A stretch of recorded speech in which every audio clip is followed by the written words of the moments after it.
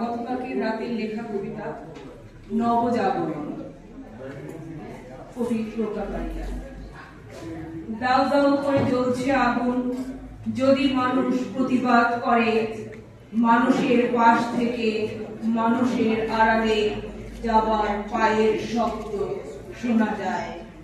নিরীহ কবিতা দিয়ে তৈরি এক পর্বের ভেতরে ছিলাম নিশ্চুপ আমি, ছিলাম নিশ্চুপ আমি একা।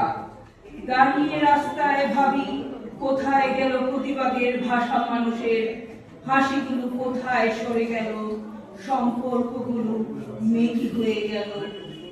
আরো এক নবজাগরণ আমাদের শেষ হলো নাকি? আজকে যে সমস্যা আমাদের চলছে, ধরুন বাংলাদেশে আমরা যা দেখছি বা বিভিন্ন সমস্যাগুলো দেখছি, সেই ভিত্তিতে আমাদের কলম চলবে।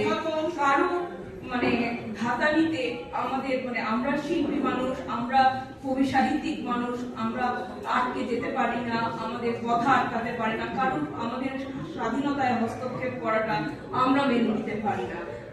কিছুক্ষণ আগে একজন বক্তৃতা দিয়ে গেলেন যে আমাদের স্বাধীনতা সবকিছু বজায় রাখতে হবে, কিন্তু আমাদের প্রতিবাদ করতে হবে, অবশ্যই প্রতিবাদ করতে হবে। সেই প্রতিবাদ কারো ভালো লাগতেও পারে, নাও লাগতে পারে, পাশ থেকে সরেও যেতে পারে, তবুও আমরা সত্যের জন্য প্রতিবাদ করব।